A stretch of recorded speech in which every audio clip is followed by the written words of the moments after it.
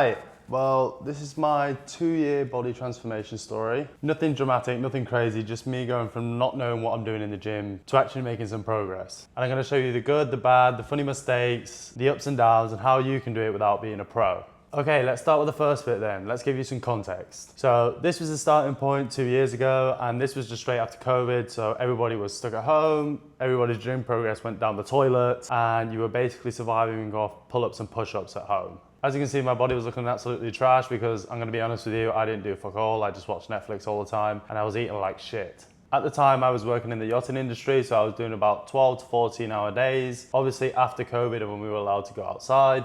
So you could say that I was burning a lot of calories during the day. So I decided to go on a bit of a bulk after the season to gain some weight because I'd gone like a scrawny kid, skinny fat, looking horrendous. Little did I know that that bulk was gonna go out of control because I went from eating nearly nothing and burning so many calories to eating 4,500 calories and not doing so much exercise. So this basically caused me to get like a fat dumpling. So even though I was trying to justify, oh yeah, I'm going on a bulk to get bigger, more muscle, get stronger, not feel hungry and so on, I ended up looking like shit. So that's phase one, from skinny fat to fatty. But after that, I decided, you know what, I'm fed up of bulking, I'm fed up of eating until I'm sick, I'm fed up of looking fat, I'm fed up of not being in shape, I'm fed up of running out of breath walking up a set of stairs.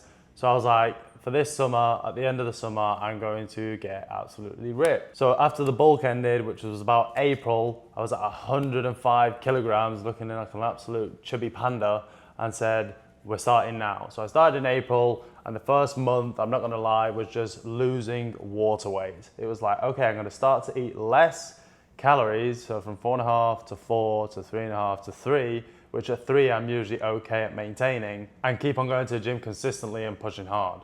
I'm gonna be straight up with you, I only started implementing cardio like in my 3rd month after I was like, oh, now I'm starting to feel a bit hungry. Well, that's where I'm gonna start to implement cardio to push a bit more. From 22% body fat to 15% body fat, you can do this just by changing how much you eat. You don't even have to do cardio. You can just go to the gym, eat healthy, and track your calories, and you're gonna lose weight.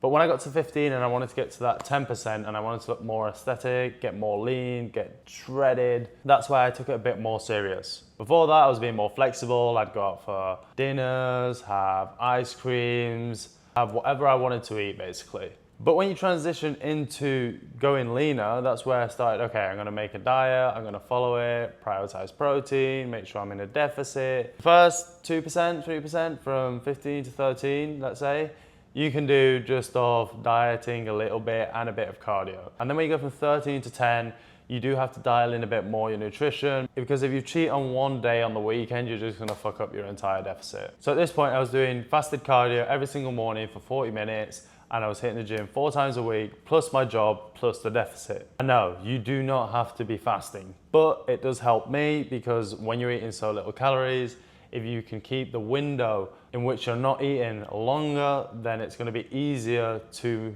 satiate your hunger. So for example, for me, when I would wake up at 8 in the morning, I could wait till like 10 or 11 because I'm not super hungry as soon as I wake up. And then I'd eat like 3 or 4 hours before I go to bed, and that's saving me time.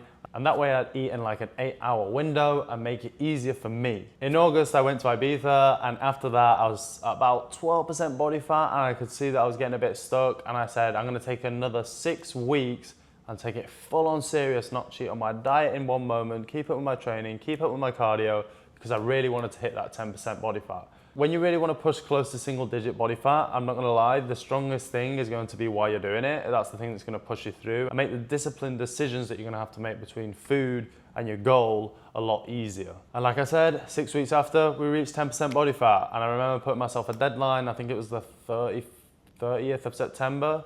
There was a festival, and that day I was going to go out for dinner with my friends at the same time. So I was like, okay, I'm going to work hard so I can get to the festival looking nice, and I'm gonna treat myself to some sushi if we complete the goal, and I did. So you're probably asking, what is the point of this story? Why are you rambling? Why are you ranting on for ages? What I'm trying to say here is that losing fat is easier depending on the stage you're at, and it's not as hard as you think. Getting to 15% body fat, I kid you not, you can do just by eating better. You obviously still want to prioritize hitting the gym because you want to build muscle, because muscle is going to give you a better shape. And having more muscle also burns more calories. So don't prioritize cardio because then you're just going to go skinny fat. But when you want to go from 15 to single digit, then you do have to be a bit more strict. There's different ways of approaching this. Habits and systems and a strong why are mainly the three key things that I recommend you do, because the why is going to help you in the tough decisions that you have to make when you need discipline. The systems are going to make you run on autopilot, and the habits are going to be triggers to make sure that you're doing the right thing. And it's easier now more than ever to get in shape. There's so much information on the internet. You can't say, I don't know what I'm doing, I don't know how to do it, because there are so many coaches and so much information online. You can find out how to do it. I mean, it's pretty basic. Everybody goes over the same thing. If you want to lose weight, make sure you're in a calorie deficit, prioritize protein, hit the gym, do some cardio, and you'll get there. Be consistent, end of story. What you really need, if you still can't get it with all this information, is someone to keep you accountable, and that's what a coach is for. I'm currently a certified PT. If you're struggling to reach your fitness goals, maybe I'm the guy for you, maybe I'm not. We can always have a chat and see if that works. But I'm really passionate about fitness, so if this sounds like it's something interesting to you, just drop it down in the comments and I'll find a way to contact you. Other than that, like, comment and subscribe, and I'll catch you in the next one, guys.